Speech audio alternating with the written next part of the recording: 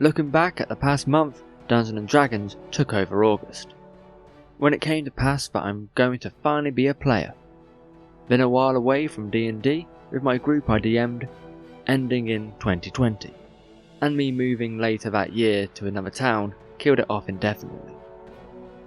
Then the whole license thing where I asked them to delete my D&D Beyond account as I didn't have a subscription to cancel to send them a message, so I literally had to reply to them confirming I would like to delete it with my purchases with the reply #OpenDND.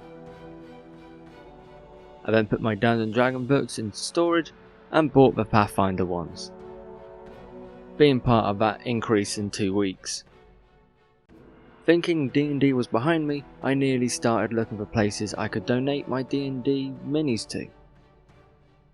Future me is glad I never did, because a month or so later, I need them.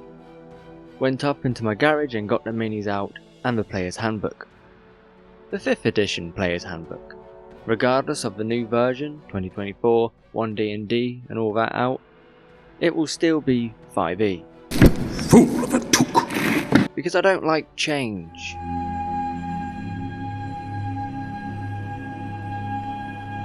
So, knowing that my mind would be D&Ding, I put my at least one video a month quick little video up at the start of August.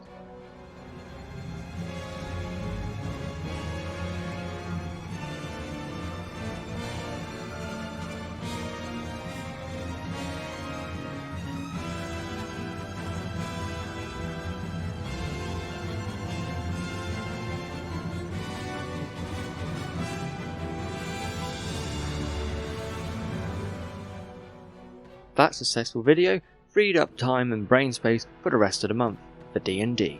Because I'll be finally getting to get the minis back out properly, not just getting some to decapitate and using conversions.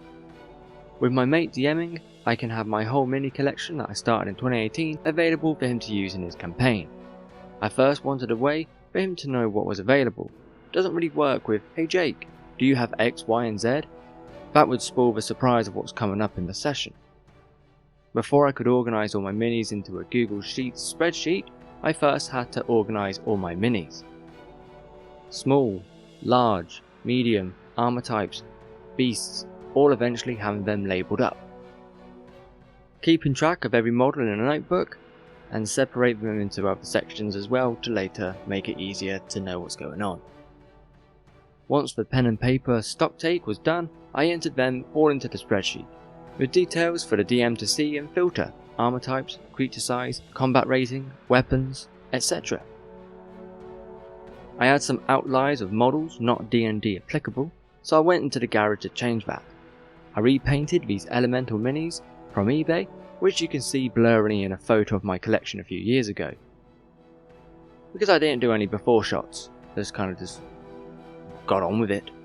I always forget about that. But making 3 of each element and rebasing onto large bases so they were in line with the elemental monsters in 5e. Thinking about what else I could provide my DM with, I went into my terrain drawers and tested out some of my previous terrain builds on a grid dry wipe eraser terrain map. So with it all arranged into boxes and tubs, it was then where to put it all to bring it over to his house. Because him going, "Hey Jake, can you bring over the X and Y and some Zs?" wouldn't work. So I bought the biggest box I could find in B&M to give the best chance of fitting it all in.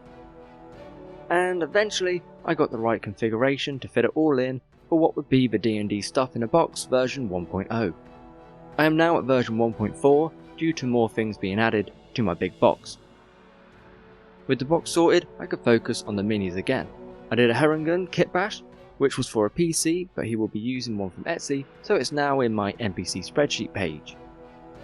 Had these water 4-armed monsters, which came along with the elemental minis off eBay, blurry photo here, and zoom and enhance into the box here. I looked into 4-armed 5e possibilities and turned them into Zeal Warriors. I think that's how you say it.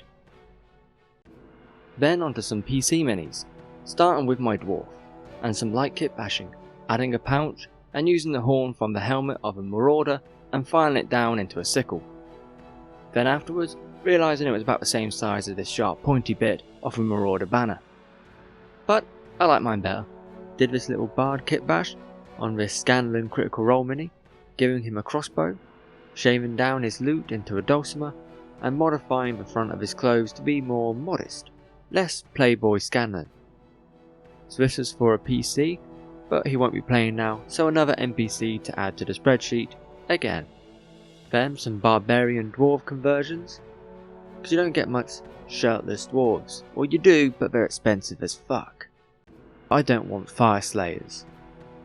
Combining Chaos Marauder bodies and chipped down legs with some dwarf heads. These barbarian dwarves were part of my backstory, but that has all changed since then. So now there's just 12 dwarf barbarians for NPC possibilities. So a lot of these things that I've done have been diverted to other things by the time of editing. But I had them and it was fun, so all good. You know what can't change? Trees. Trees are trees. I had some left over from my tree scatter terrain builds, so put them onto bases for easy plonking on the table.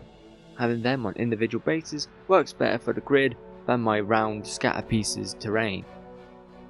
With the addition of the trees, here's D&D stuff in a box version 1.3. Skipping 1.2, that was just a slight variation from 1.1. But I thought you were on 1.4. That's right, I then got furniture pieces out of the Hero Quest because they'll see more use in D&D than staying in my box of war games. So this is version 1.4. Then onto some painting. I painted up the Herringon Rogue. After doing the final wash, I went to look at it at an angle under the light, dropped it, and the weight of the holder came down on it and broke the ear off. Which took a while to find. There were some head in hand no moments of contemplation and frustration. I did eventually find it and I glued it back on. With one Herringon NPC done and painted, I made another one to give him an NPC friend. Used Oven's sculpted clay stuff to test some mass ear production. Realised I made them both the same side, snapped one accidentally, so that was a happy accident because now it's not noticeable. Sure, he has a bit of a munted face, but he's a fighter, so he's had his snout, muzzle, I don't know, rabbit and an. Anyway, his face bashed in. Not going for crazy detailed painting, more akin to the mass-produced WizKid models. But it didn't go completely right, weird face, forgot how I did the legs so I cut off too much of the calves, but it went alright. And here's something that I think did go alright. I painted my dwarf. A nice happy accident was I didn't want to commit to any colour, didn't want to use my favourite colour blue or natural colours or too much brown because I already had a lot of brown. So I just went with this kind of light grey colour for the tunic, and that actually turns out to be some of the plans I have for the deity. The followers wear light grey, so it actually turned out pretty good. After completing my spreadsheet, I wanted to add photos of the minis for the NPCs, so the DM can know what they all look like when referencing the spreadsheet. Eventually I got round to doing it, and I bashed it out on the kitchen table in 3 hours. 150 photos. And with all that done, the spreadsheet was complete. So with that arc of August narrative complete, flashback earlier on into the month when I remembered I got given these Hobbit coins for my birthday years ago, and thought they'd be perfect for some physical props roleplay stuff for my character. Then nearer the end of the month, I tried making molds for the first time to make more. I got boars as part of my backstory now, so making a token / coin / talisman would be ideal. I also put one of the coins, which had a boar on the other side, on my cover of my notebook I'm going to use / journal, so it's kind of note taking journal for another physical journal kind of prop thing to do within character. So I cut that hexagon in and put it on. After not realising with the moulds I was pouring polyfiller, I eventually got the plaster of Paris out and made moulds that didn't break and crumble. With successful moulds of a thin coin and a chunky talisman, I primed each one black, then a gloss varnish for a shine, and then rub and buff gold and silver.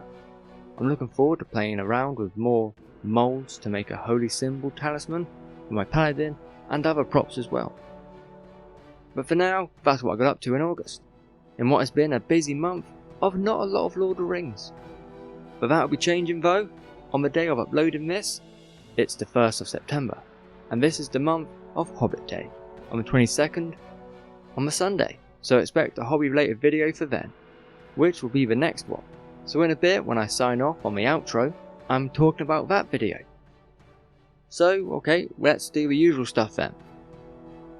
Make sure to like down below, helps a lot. Leave me a comment down below as well, what did you think? You playing D&D? And of course, and as always, subscribe, and if you like what I'm doing here, share it with any fellow hobbits or those who dwell in Middle Earth. See you on the next one. It's quite cool.